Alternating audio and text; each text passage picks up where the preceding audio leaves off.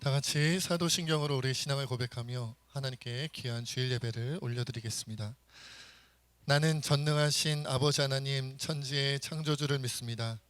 나는 그의 유일하신 아들 우리 주 예수 그리스도를 믿습니다. 그는 성령으로 잉태되어 동정녀 마리아에게서 나시고 본디오 빌라도에게 고난을 받아 십자가에 못 박혀 죽으시고 장사된 지 사흘 만에 죽은 자 가운데서 다시 살아나셨으며 하늘에 오르시어 전능하신 아버지 하나님 우편에 앉아 계시다가 거기로부터 살아있는 자와 죽은 자를 심판하러 오십니다. 나는 성령을 믿으며 거룩한 공교회와 성도의 교제와 죄를 용서받는 것과 몸의 부활과 영생을 믿습니다. 아멘. 주님은 나를 기르시는 목자요, 나는 주님의 귀한 어린 양입니다. 하나님, 오늘도 푸른 풀밭 맑은 시냇물가로 우리를 인도하여 주시고 철을 따라 우리에게 일용할 양식을 주시고 또 오늘도 우리에게 귀한 말씀을 주셔서 감사합니다. 하나님, 오늘도 우리가 각 처소에서 드려지는 예배가 있는 그 자리에서 성령이 충만한 가운데서 하나님을 기뻐 찬양하고 말씀 가운데 우리가 하나님의 음성을 듣는 귀한 시간이 될 수 있도록 하나님 도와주시옵소서. 모든 것을 감사드리며 살아계신 예수님의 이름으로 기도드립니다. 아멘.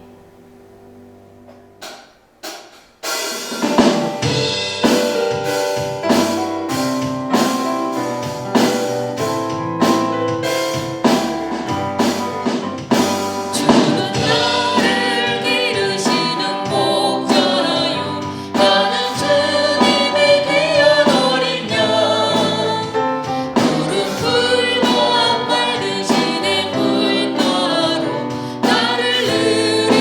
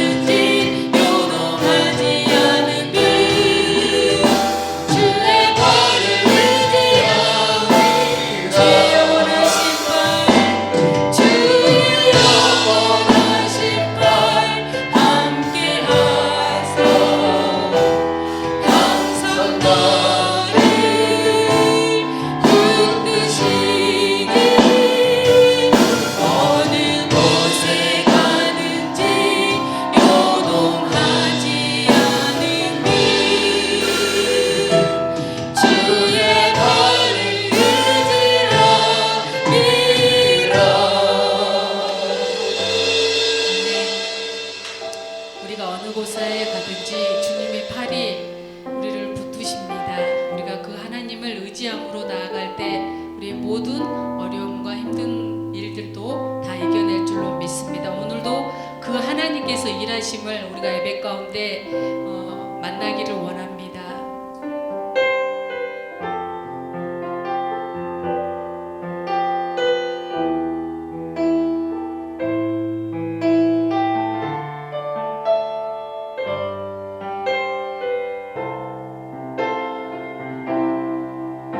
날이 저물어 갈 때 빈들에서 걸을 때 그때 나 하나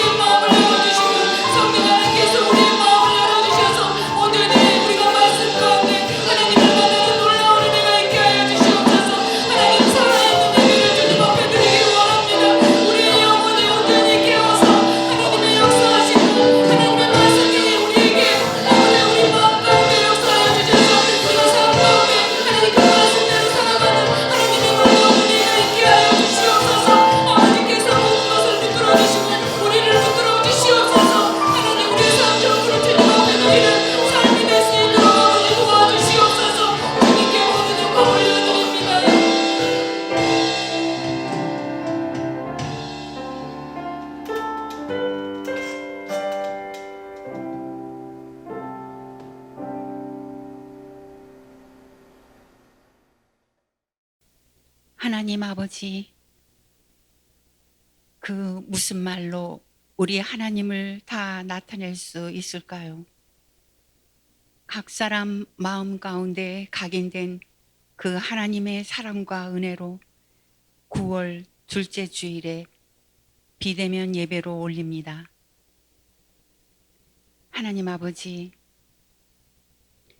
질그릇처럼 연약한 저희들을 존귀하게 여기시고 선한 역사를 위한 도구로 써주시니 감사합니다.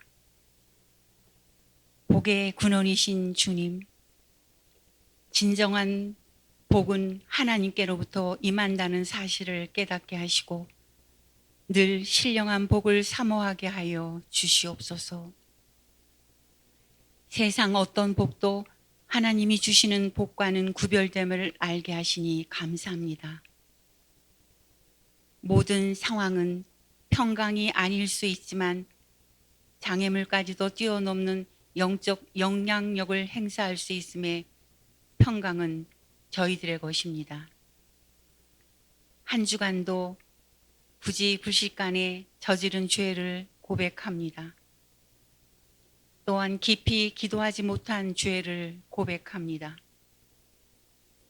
늘 형식적이고 메마른 기도뿐 주님과 깊이 교제하며 하나님 나라에 필요한 것을 위해 귀담아 주님의 말씀과 뜻을 들어야 하는데 그리하지 못했음을 용서하여 주시옵소서. 기도의 참맛을 맛보게 하시옵소서. 기도에 대한 만족이 없습니다.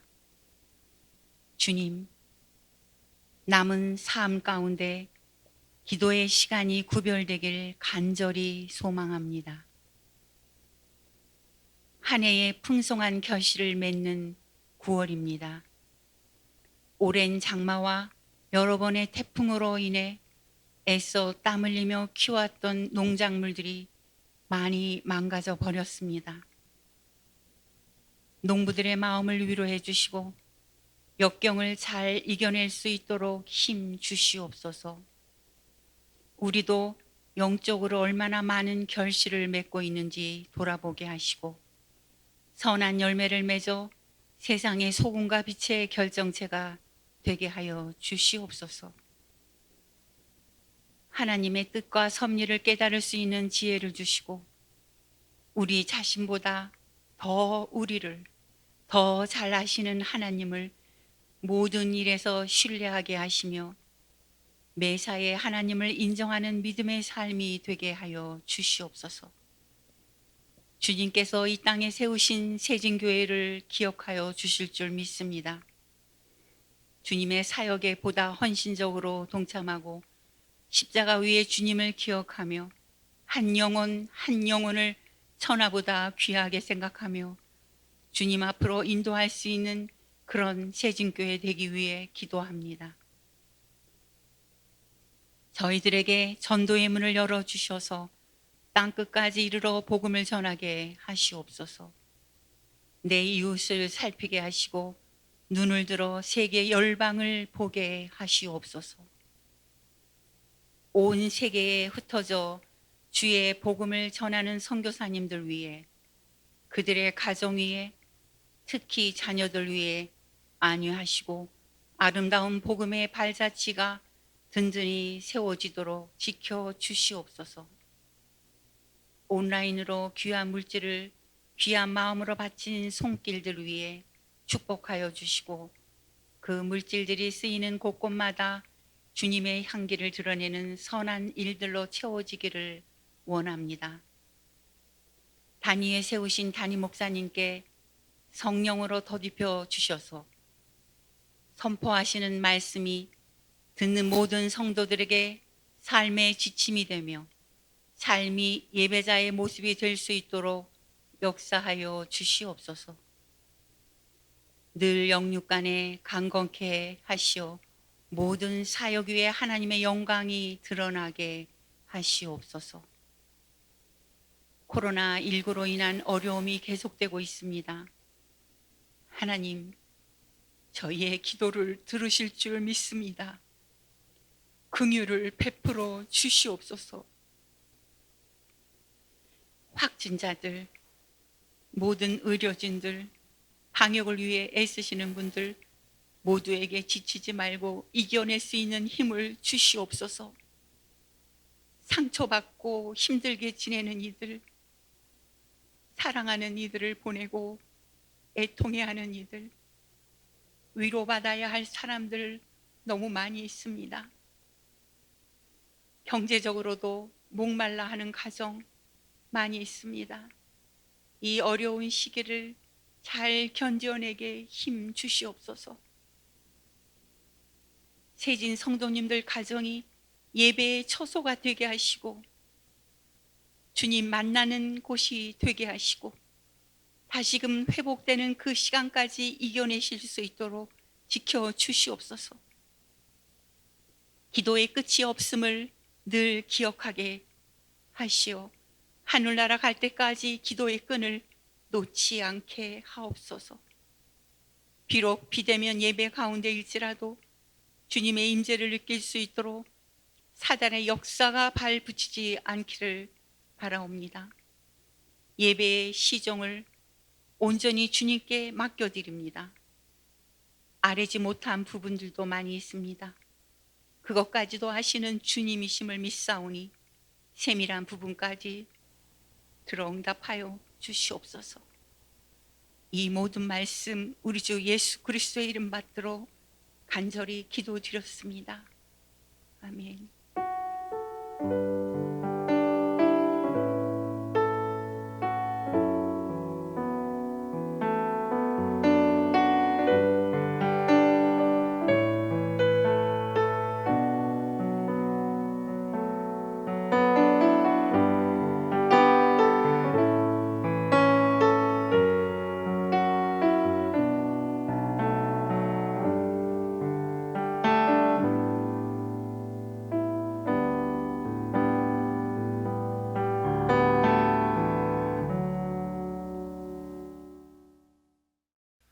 네, 광고하도록 하겠습니다.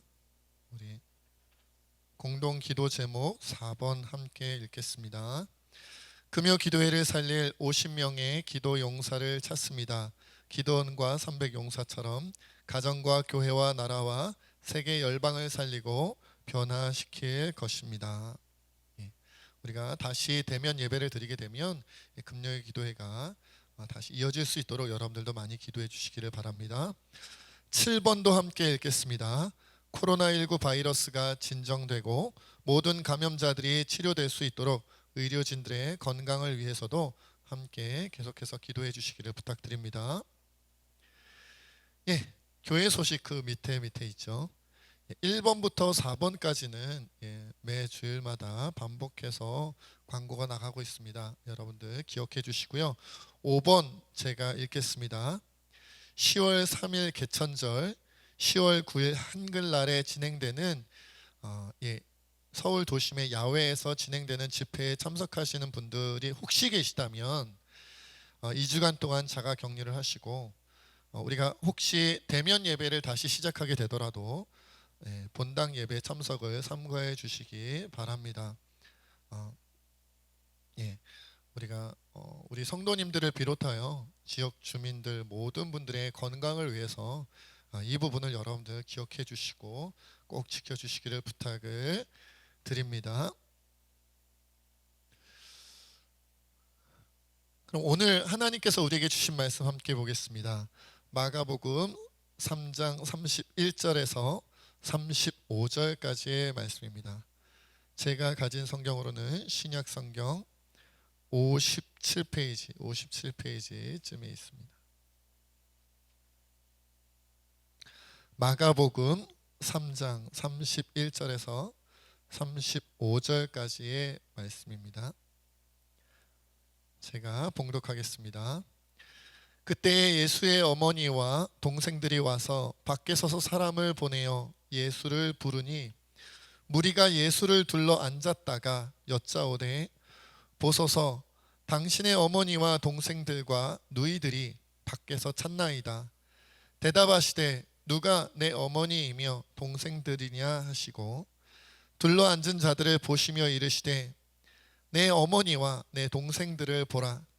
누구든지 하나님의 뜻대로 행하는 자가 내 형제요 자매요 어머니이니라. 아멘. 설교를 위해서 잠깐 기도하겠습니다. 하나님, 오늘도 참으로 연약하고 부족한 자가 오직 주의 은혜로 하나님 말씀을 전합니다. 이 진리의 말씀 힘있고 능력있게 전할 수 있도록 성령께서 충만히 역사하여 주옵소서. 모든 것 주님께 맡겼고 감사하며 우리 주 예수님의 이름으로 간절히 기도하옵나이다. 아멘.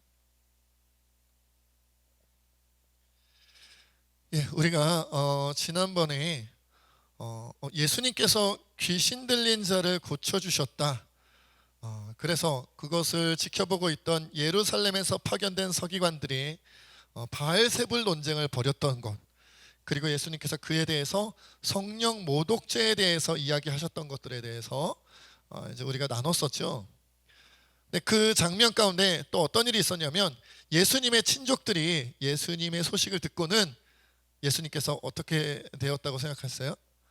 미쳤다라고 생각을 해서 예수님을 붙들러 오는 일이 있었습니다. 그래서 이후에 오늘 본문을 보면 예수님의 어머니 그리고 예수님의 동생들이 밖에서 사람을 보내서 예수님을 부르는 그런 장면이 나옵니다. 오늘 본문 31절과 32절을 제가 읽어보겠습니다. 그때 예수의 어머니와 동생들이 와서 밖에 서서 사람을 보내어 예수를 부르니 무리가 예수를 둘러 앉았다가 여짜오되 보소서 당신의 어머니와 동생들과 누이들이 밖에서 찾나이다. 네. 예수님의 어머니 그리고 동생들과 누이들이 예수님을 찾으러 사람을 보내서 부르러 왔다 이거죠.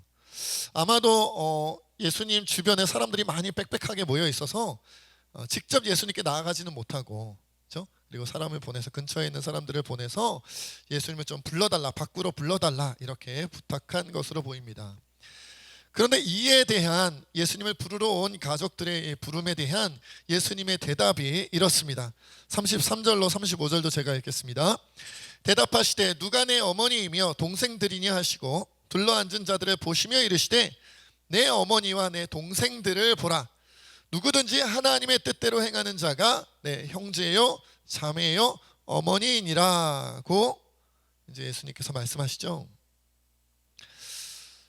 자, 이 내용을 보면 예수님의 이제 친가족들, 예수님의 어머니 그리고 남동생들 그리고 여동생들이 듣기에 보면 좀 섭섭할 만한 말씀을 하셨어요. 이 말씀의 이제 뉘앙스가 좀 이렇잖아요. 그러니까 어찌 들으면 육신의 가족은 진짜 가족이 아니고 하나님의 뜻대로 하는 자들만이 진짜 가족이다. 그렇게 육신의 가족들이 약간 무시되는 듯한 그런 느낌을 받을 수도 있다는 거예요. 왜 예수님께서 이러셨을까? 아마도 예수님께서 그 가족들이 그냥 고운 마음으로 좋은 마음으로 온 것이 아니라 예수님 미쳤다고 생각해서 붙들러 왔다는 것을 알고 계셔서 예수님도 섭섭한 마음이 이러셨을까? 이런 생각도 할 수가 있어요. 물론 예수님께서는 여러분들 잘 아시는 것처럼 사람의 마음을 다 꿰뚫어 보시잖아요. 그러니까 예수님의 가족들이 지금 고운 마음으로 온 것이 아니라 좋은 마음으로 온 것이 아니라 예수님 미쳤으니까 붙들러 왔다, 이 부분을 알고 계셨을 거예요, 분명히. 그러나 그럼에도 불구하고 우리가 아는 예수님은 그것이 너무 섭섭해서 그래서 가족들을 무시한 것은 절대로 아니겠죠. 이 가족들이 자기를 부르러 오는, 그리고 미쳤다고 생각하는 이 부분에 대해서도 예수님께서는 모여들어 있는 이 제자들과 무리들에 대하여 무엇을 하고 싶으신 거예요? 정말 귀한 영적인 가르침을, 신앙의 가르침을 주고 계시고 싶은 마음이 있었다는 것, 그것이 이제 드러나고 있는 장면이다라는 거죠. 자, 그러면 오늘 본문 말씀을 통해서 예수님께서 드러내고 싶었던 그런 신앙적인 영적인 가르침이 뭔지를 좀 살펴보고자 합니다. 특별히 오늘 예수님의 대답에서 두 가지 부분을 우리가 좀 살펴봤으면 좋겠는데, 첫째는 둘러앉은 자들을 보시면서 이들이 어머니와 동생, 어머니와 동생이니까 뭐예요? 이들이 가족이다 라고 말씀하셨다는 거, 그렇죠? 그리고 두 번째는 누구든지 하나님의 뜻대로 행하는 자가 예수님의 가족이다 라고 이제 말씀하신 부분들이 있어요. 자, 오늘 마가복음에 보면 예수님께서 둘러보시면서, 둘러앉은 자들을 둘러보시면서 이들이 내 어머니고 내 동생들이다, 이들을 봐라, 내 가족이다 라고 말씀하셨는데, 이 둘러앉은 자들에 대한 설명이 마가복음엔 자세히 나와져 있지 않아요. 마가복음을 보면 가장 복음서 가운데서 내용이 가장 짧고 적은 내용을 담고 있기 때문에 좀 설명이 부족한 부분들이 있는 경우가 많이 있죠. 근데 이제 평행본문, 그러니까 같은 사건을 기록하고 있는 마태복음 12장에 보면 이 둘러앉은 자, 그러니까 예수님께서 둘러앉은 자들 이렇게 둘러보시면서 이들이 내 어머니고 이들이 내 동생들이다 라고 한 그들이 누군지에 대한 설명이 나옵니다. 마태복음 12장 49절로 50절을 제가 읽어볼게요. 손을 내밀어 제자들을 가리켜 이르시되, 그러니까 손을 내밀었다는 건 뭐예요? 정확하게 누가 지금 예수님의 말씀의 대상인지를 정확하게 지적하셨다는 거죠. 손을 내밀어 제자들을 가리켜 이르시되 나의 어머니와 나의 동생들을 보라. 누구든지 하늘에 계신 내 아버지의 뜻대로 하는 자가 내 형제요 자매요 어머니이니라 하시더라. 이렇게 말씀하셨어요. 그러니까 마가복음은 둘러보시면서 불특정 다수에 대하여 어머니와 동생이라고 하신 것처럼 느껴지는데, 근데 마태복음을 우리가 보충해서 보면요, 정확하게 손을 내밀어 제자들을 찍으셨다는 거예요. 베드로, 야고보, 요한, 이런 12 제자들을 찍어서 말씀하시면서 이들이 나의 어머니요, 이들이 나의 동생이다, 이들이 나의 가족이다라고 말씀하셨다는 거예요.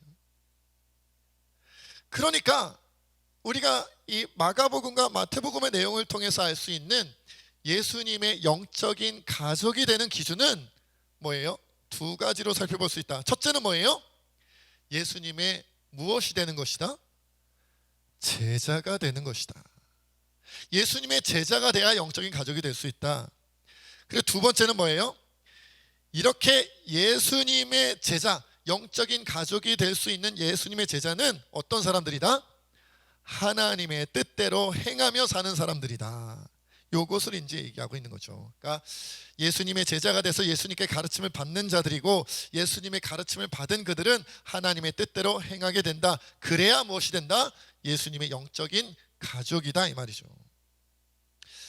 여러분, 가족에 대해서 제가 좀 살펴봤어요. 국어사전에 보면 이렇게 정의하고 있습니다. 부부를 중심으로 하여 그로부터 생겨난 아들, 딸, 손자, 손녀 등으로 구성된 집단이 가족이다 라고 이렇게 설명하고 있고요. 백과사전에 보니까 가족에 대해서 이렇게 설명하고 있어요. 혈연, 인연, 입양으로 연결된 일정 범위의 사람들, 친족원으로 구성된 집단, 이렇게 되어져 있어요.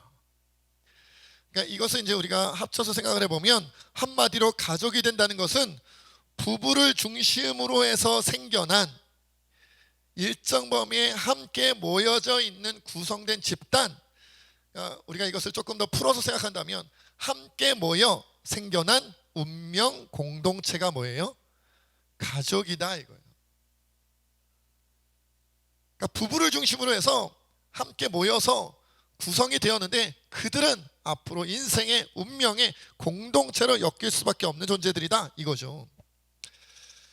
여러분, 여러 가지 인간관계가 우리에게 있잖아요. 친구들도 있고 이웃들도 있고 회사의 직장 동료들도 있을 수 있고 말이죠.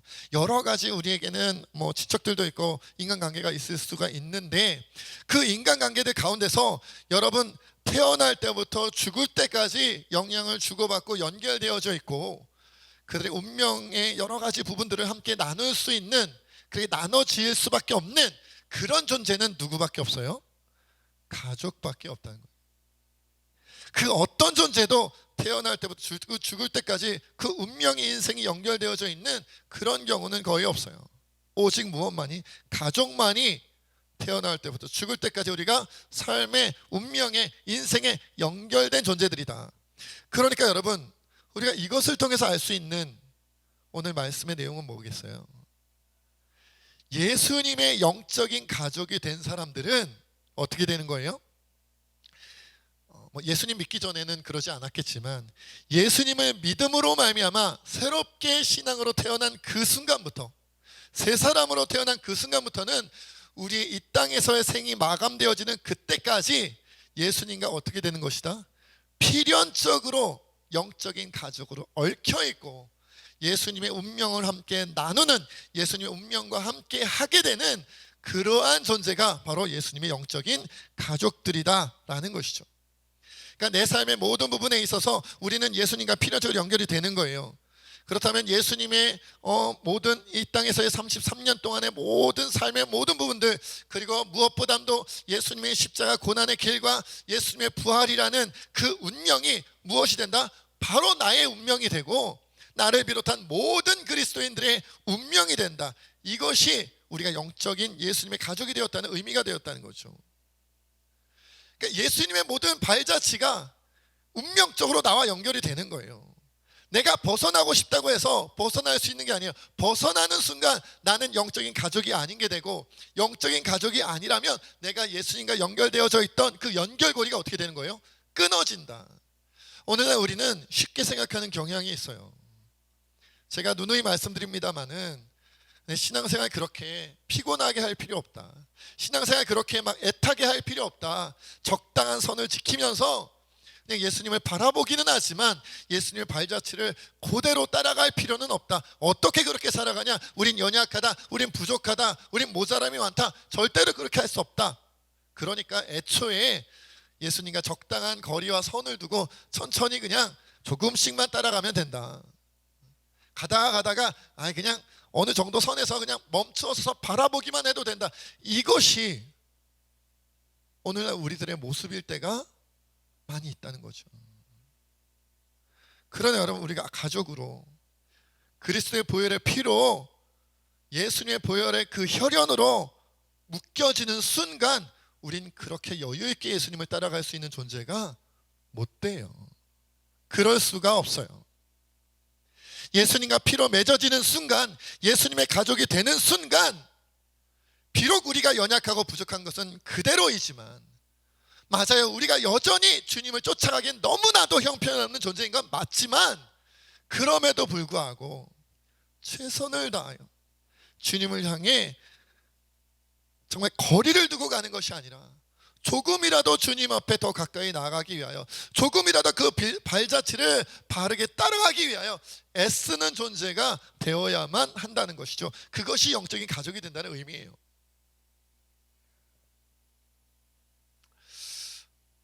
제가 결혼하고 확실히 배운 것이 하나 있다면요, 우리가 이제 뭐 물론 따로 먹을 때도 있지만 가족들이 같이 식사할 때가 있잖아요. 그럴 때는 내가 먹고 싶은 걸 먹는 것이 아니라 어떤 걸 먹어요? 가족들이 차려준 것을 먹게 되어져 있더라고요. 내가 막 이것저것 요구하기 시작하면 가족 공동체가 오히려 불편하게 되어지고 힘들어지고 깨지는 경우가 생겨요. 내가 원하는 대로 먹는 것뿐만 아니라 내 가족들의 모든 것들, 그것을 내가 편하고 내가 원하는 대로만 끌고 가려고 하면 다른 가족들이 피곤해지고 다른 가족들이 불편해지고, 그래서 오히려 그 가족 공동체가 힘들어진다는 거예요. 어떻게 해야 돼요? 때로는 나의 원하는 것과 내가 바라는 것들 좀 내려놔야, 그리고 함께 가는 자들의 그들의 뜻을 함께 나눠줘야, 그래야 바르게 따라갈 수 있어요. 그런데 우리에게 예수님은 그냥 가족일 뿐만 아니라 교회의 머리요, 우리의 머리래요. 우리의 주님이시기 때문에 우리는 그저 주님의 뜻을 따라가기만 하면 되는 존재들이라는 거죠. 그러니 적당한 선을 가지고 여유를 부리면서 가는 것은 자칫 우리에게 참 좋은 신앙생활인 것처럼 보일 수 있지만, 오히려 자칫 잘못하면 주님을 따라가지 못하고 도리어 세상으로, 악한 쪽으로, 죄 쪽으로, 죄악의 쪽으로 끌려가는 그런 누를 범할 수도 있다는 것을 우리가 좀 기억해야 될 줄 압니다. 아울러 여러분, 우리는 예수님과 가족이 됐으니까 또 누구와도 가족이 된 거예요. 예수님과 가족이 됐으면 예수님과 가족이 된 나 외에 다른 사람들과도 뭐가 되는 거예요? 가족이 되는 거죠. 가족이 되는 거예요. 내가 어떤 공동체의 가족으로 들어갔다는 것은 그 공동체 안에 이미 가족으로 형성된 사람들을 어떻게 하는 거예요? 그들도 나의 가족으로 받아들인다라는 것을 의미하잖아요. 나도 그들의 가족으로 받아들여진다는 것을 의미하잖아요. 그러니까 내가 예수님의 영적인 가족이 되는 순간, 우리가 예수님의 영적인 가족이 되는 순간, 모든 그리스도인들, 나머지 모든 그리스도인들, 예수님을 따라 가족이 된 그들도 무엇이 된다? 나의 영적인 가족이 된다. 이것을 우리가 또 기억해야 돼요. 사실 이 부분이 쉽지는 않은 것 같아요. 특히나 우리가 예수님을 따라가는 것이 어려운 것만큼 이 세상에서 오늘날 우리에게 너무나도 어려운 건 뭐냐면, 정말 예수님 안에서 이미 가족된 자들을 내가 영적인 가족으로 온전히 받아들인다는 것도 너무 어려운 일이다. 여러분, 오늘날은 같이 그리스도인으로서 신앙생활을 한다고 해도 교단이 다르다면, 또 출석하는 교회가 다르다면, 또 생각하는 바가 다르다면, 또 무슨 오늘날 또 우리가 예민한 부분들이 있잖아요. 정치적인 이념이라든지 여러 가지 생각이 다르면요, 같은 교인이고 그리스도인이라 할지라도 우리가 원수되는 것을 금방 봅니다. 심지어는 하찮게 보기도 하고요, 굉장히 질이 낮은 사람으로 취급하기도 하고요, 우리가 막 판단하고 비난하고 그런 경우가 너무나도 많이 있어요. 우리가 가족이라면, 우리가 진짜 가족이라면 그렇게 생각할까? 그런 일들이 우리 안에 너무나도 많이 일어난다는 거죠. 더더군다나 과거의 잘못이나 실수에 대해서도, 그리고 오늘날 지금 현재 벌어지고 있는 여러 가지 잘못과 실수에 대해서도 우리가 가족이라면 우리가 용납해주고, 가족이라면 용서해주고, 가족이라면 덮고 넘어갈 일들에 대해서도, 같은 그리스도인인데도, 영적인 가족으로 얽혀 있는데도 불구하고 우리는 끊임없이 그것을 들추어내고 정죄하고 비판하고 비난하는 일들이 반복되어 일어난다는 거예요. 저는요, 그런 경우들을 참 많이 봤어요. 교회 사역을 하면서 내가 다른 사람은 몰라도 이 사람은 절대 용서 못한다, 내가 다른 사람들은 다 용납해도 저 사람은 절대 용납 못한다, 내가 다른 일은 다 참아도 이 일은 절대 참지 못한다, 내가 다른 것은 다 넘어가도 이 일은 그냥 넘어갈 수가 없다. 그러면서 교회 공동체를 외면하거나 아니면 교회 공동체에서 어떤 사람을 외면시키는 일들이 오늘날에 굉장히 많이 있다는 거죠. 여러분, 진짜 우리가 피로 맺어진 이 땅에서의 혈연 관계라면 우리가 그렇게 쉽게 끊어내고 정죄하고 비난하고 외면하고 그럴 수가 있을까요? 사실 여러분, 이 땅에서의 개념에서의 가족, 피로 맺어진 혈연으로서의 가족도 너무너무 중요하지만, 그렇죠? 때로는 목숨과도 바꿀 수 있을 만큼 중요한 존재들이지만, 사실 신앙을 가지고 있는 우리들에게는 정말 예수님을 믿는 믿음으로 말미암아 하나 된 영적인 가족이야말로 어떤 의미에서 더 중요한 가족이지 않겠어요? 우린 머리로는 그렇게 다 생각할 거예요. 머릿속에서는 그렇지, 영적인 가족이 육적인 가족보다 더 중요하지라고 생각할 거 아니겠어요? 여러분, 우리가 이 땅의 육신의 아버지도, 육신의 어머니도, 육신의 부모님도 중요하게 생각하지만, 그럼에도 불구하고 우리가 신앙을 갖고 있기 때문에 우리의 하나님 아버지를 더 중요하게 생각하잖아요. 그렇다면 영적인 가족, 이 땅에서 맺어진 가족들보다 예수님을 믿는 믿음으로 예수님의 보혈의 피로 얽힌 그 영적인 가족이 우리에게 더 중요할 것이 너무나도 자명함에도 불구하고 우린 그렇게 생각하지 않는 것 같아요. 그렇게 대하지 않는 것 같아요. 저부터도 그런 것 같고요. 그런 일들이 너무 비일비재하게 일어나요. 정말 남대하듯이 한단 말이죠. 물론 이렇게 얘기하면, 이렇게 말씀하신 답변하시는 분들도 있을지 모르겠어요. 그렇게 따지면 교인이 이 땅에 얼마나 많은데, 우리 교회도 사람이 많은데 다른 교회 사람들까지, 또 다른 나라의 교인들까지 어떻게 다 가족으로 다 챙깁니까? 이렇게 생각할지 모르겠어요. 그래요, 여러분, 우리가 좀 곰곰이 생각해 보자고요.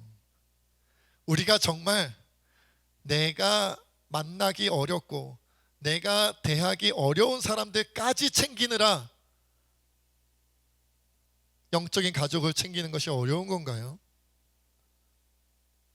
제 자신을 비롯하여 여러분, 우리가 좀 솔직해지자면 사실은 우리가 지금은 대면 예배를 드리지 못하기 때문에 못 만나지만, 우리가 만나서 대면하여 예배드릴 수 있었을 그때에도 여러분, 매주마다 만나는 사람들도 매주마다 우리가 한 번씩, 두 번씩, 세 번씩 만나 함께 예배하며 신앙생활을 같이 했던 같은 교회 성도들, 교인들마저도 우리가 영적인 가족으로 바르게 대했는가, 우리가 좀 생각해 볼 필요가 있어요. 정말 주님 앞에 부끄러움이 없을까요? 쉬운 일은 아니죠. 인간 사라는 게 복잡다단하잖아요. 얽히고 설켰잖아요. 어떻게 그 일을 잊을 수가 있겠어요? 어떻게 그 잘못을 잊을 수가 있겠어요?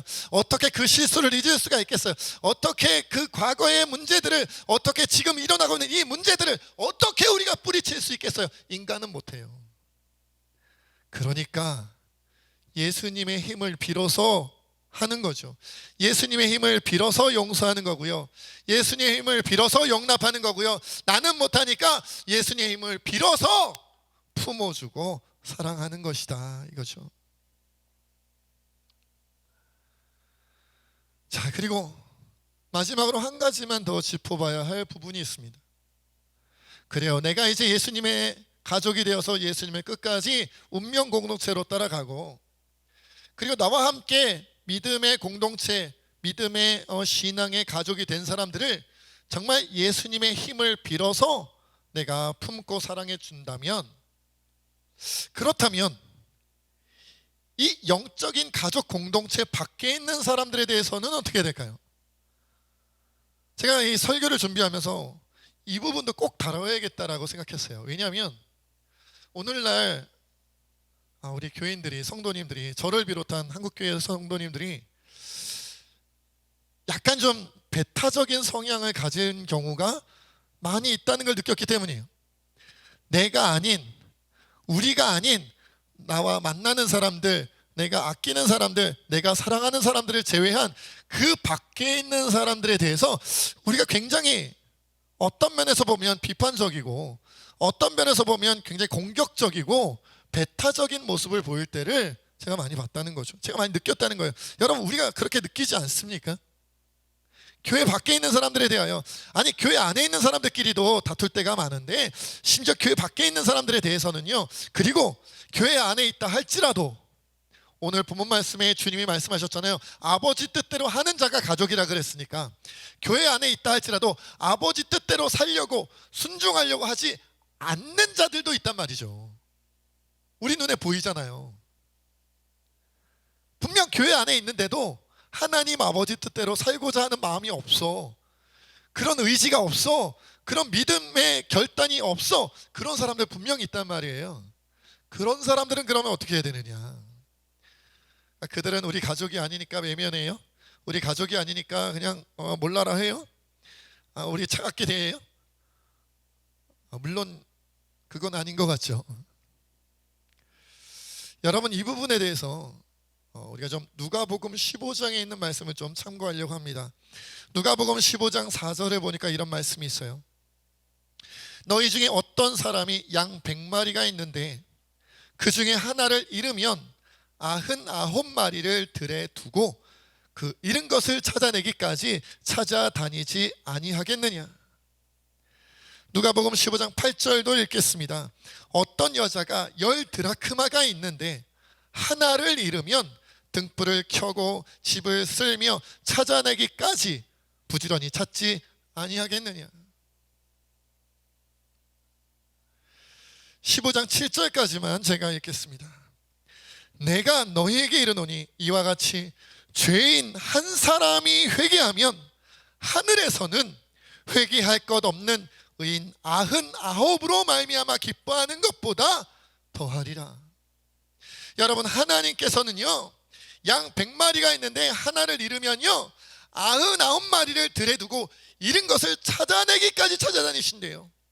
여러분, 하늘에서는요, 하나님 나라 천국에서는요, 죄인 한 사람이 회개하면 회개할 것 없는 의인 99사람으로 인한 기쁨보다 더 크게 기뻐한대요. 여러분, 그러니까 우리가 영적인 가족이 되는 거 중요해요. 예수님의 영적인 가족이 되는 건, 내가 예수님의 영적인 가족이 되었다는 걸 깨닫는 거 중요해요.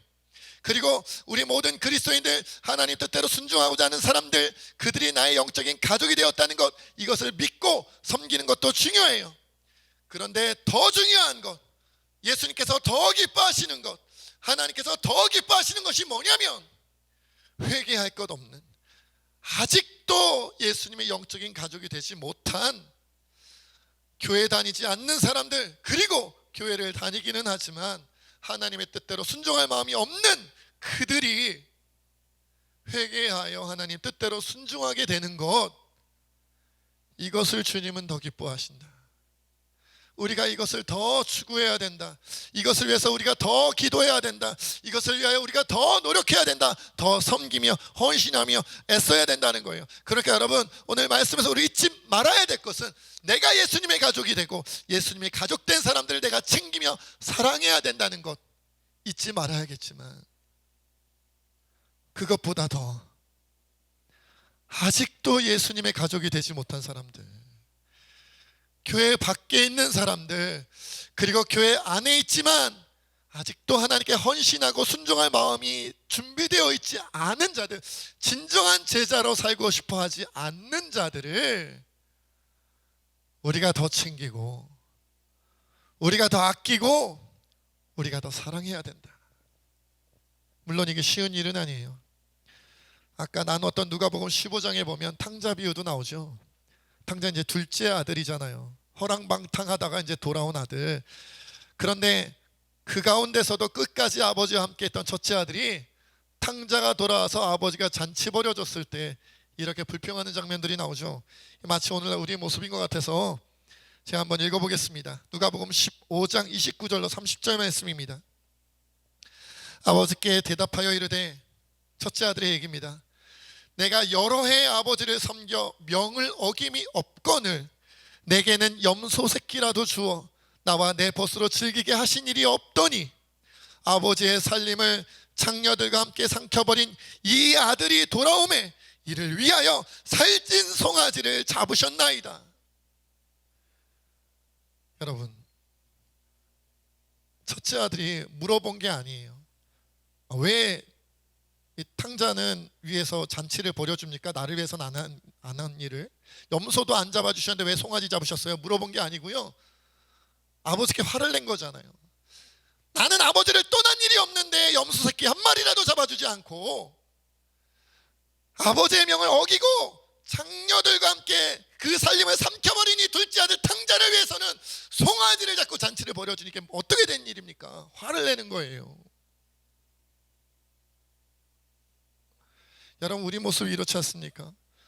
우린 교회 생활한 지 오래됐고요, 교회에서도 나는 엄청나게 순종했고요, 엄청나게 헌신했고요, 직분 감당했고요, 남들이 하지 않는 꾸준히 일 교회에서 다 했고요, 주님을 위해 신앙생활 다 했는데, 교회에서 우리 하나님께서 나를 위해서는 염소 새끼 한 마리 잡아준 걸 본 적이 없어. 그런데 교회에서 순종하지도 않고, 교회에서 헌신하지도 않고, 직분도 감당하지 않고, 직책도 감당하지 않고, 항상 불순종하고, 항상 자기 멋대로 그냥 교회 생활 대충 하고, 억지로 하는 그들을 위해서는 교회가 기도해주고, 교회가 연락해주고, 어떻게 해서든지 챙겨주려고 그러고, 막 그들한테 막 선물 주고 말이죠. 살찐 송아지를 잡으니 이게 어떻게 된 겁니까? 교회가 뭐 이럽니까? 내가 뭐 헌신할 필요가 있나요? 교회가 이러는데, 하나님께 내가 헌신할 필요가 있나요? 하나님께서 그러시는데 우리 모습이지 않냐 이거예요.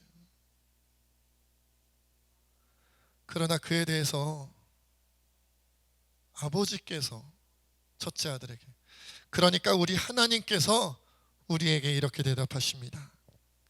아버지가 이르되, 예, 너는 항상 나와 함께 있으니 나의 것이 다 너의 것이로되, 나의 것이 다 너의 것이로되, 이 너의 동생은 죽었다가 살아났으며 내가 잃었다가 얻었기로 우리가 즐거워하고 기뻐하는 것이 마땅하지 않겠느냐. 여러분,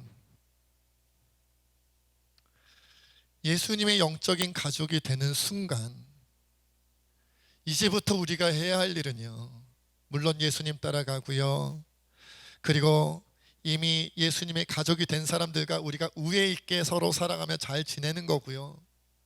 그런데 어떤 면에서 보면 그것보다 더 중요한, 가장 중요한 것은요, 아직도 교회 밖에 있는 사람들, 그리고 교회 안에 있기는 하지만 아직도 헌신하지 않는 자들, 아버지 뜻대로 순종하며 헌신할 마음이 없는 자들, 지지르도 말을 안 듣는 자들, 속 터지게 만드는 자들, 답답해 죽겠는 자들, 그들이 탕자인 줄 알고, 떠나간 탕자인 줄 알고 다시 돌아오기를, 잃어버린 양 한 마리인 줄 알고 그들을 되찾아오기를, 그래서 그들도 우리의 예수님과 함께하는 영적인, 우리와 함께하는 가족이 되기를 소망하며 있는 것이 우리여야 한다는 거죠.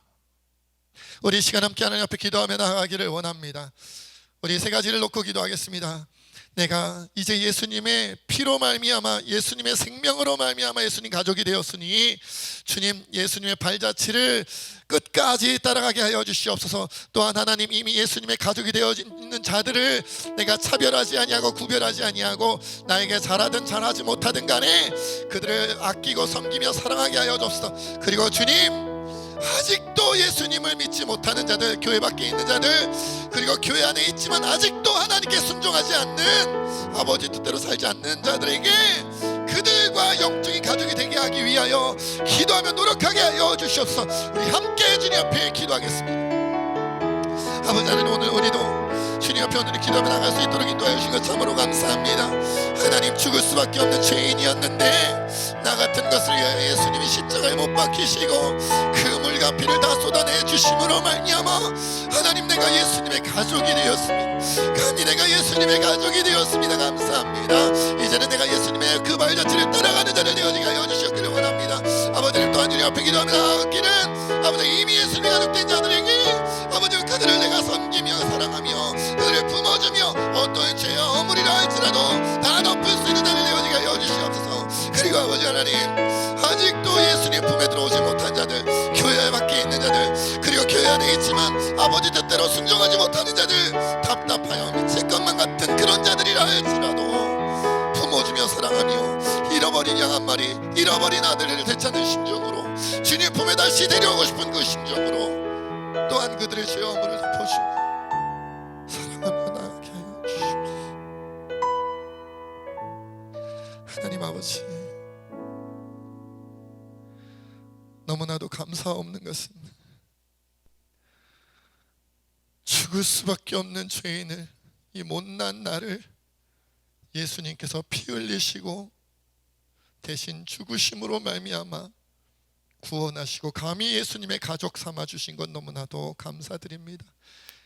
이제 예수님과 선을 긋고 멀리 따라가는 것이 아니라 예수님을 바짝 쫓아가며 그 뜻대로 살아가기 위하여 애쓰는 우리들 되게 하여 주시옵시고, 이미 예수님의 가족된 자들과 하나님, 그들과 우애 있게 지내며 그들이 나에게 잘 대해주든 혹은 내 마음에 들지 않는 부분이 있다 할지라도 용서하고 품어주며 사랑하는 우리들 되어지게 하여 주옵소서.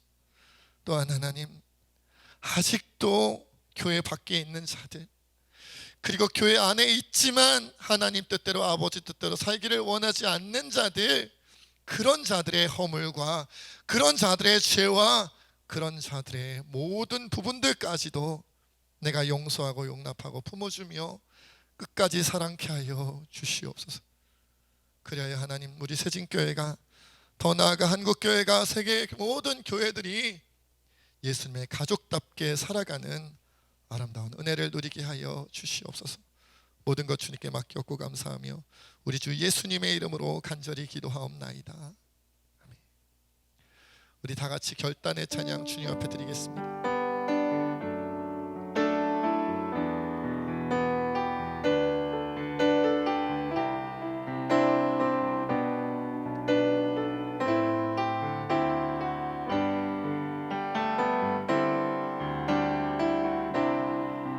모든 상황 속에서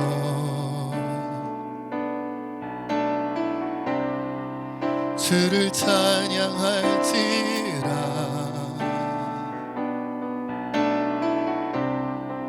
주는 너의 큰 상급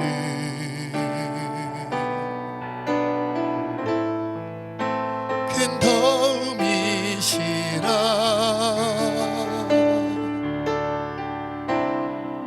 주의 얼굴 구할 때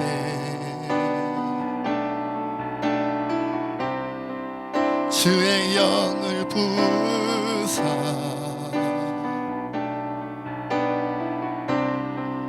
크신 사랑 안에서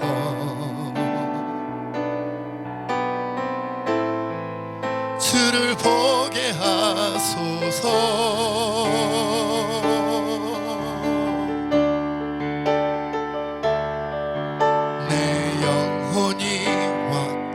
되고 확정되어 싸우니 믿음의 눈 들어 주를 바라봅니다.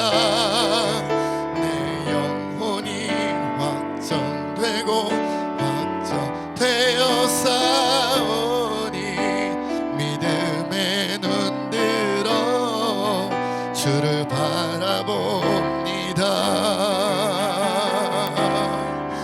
주를 찬양할 때 주의 나라 이미 임했네. 주의 영원한 나라 주 보게 하소서.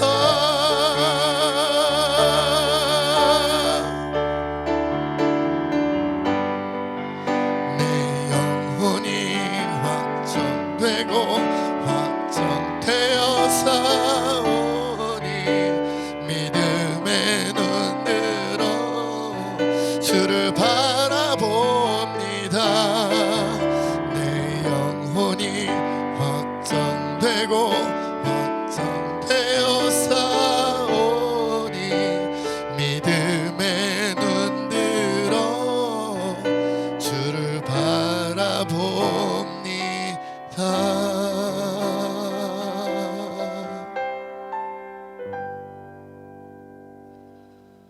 이제는 우리 주 예수 그리스도의 은혜와 하나님 아버지의 크신 사랑과 성령의 교통하심과 충만히 역사하심이 이제 예수님의 가족이 되었으니 온전히 주님을 쫓아가며 모든 예수님과의 영적인 가족과 사랑으로 은혜로 나누며 아직도 예수님의 가족 되지 못한 자들을 온전히 주님 품으로 인도하기로 다짐하는 우리 새진교회 모든 주의 백성들과 이 나라 이 민족과 세계 열방 가운데 지금부터 영원토록 함께하옵시기를 간절히 축원하옵나이다. 아멘.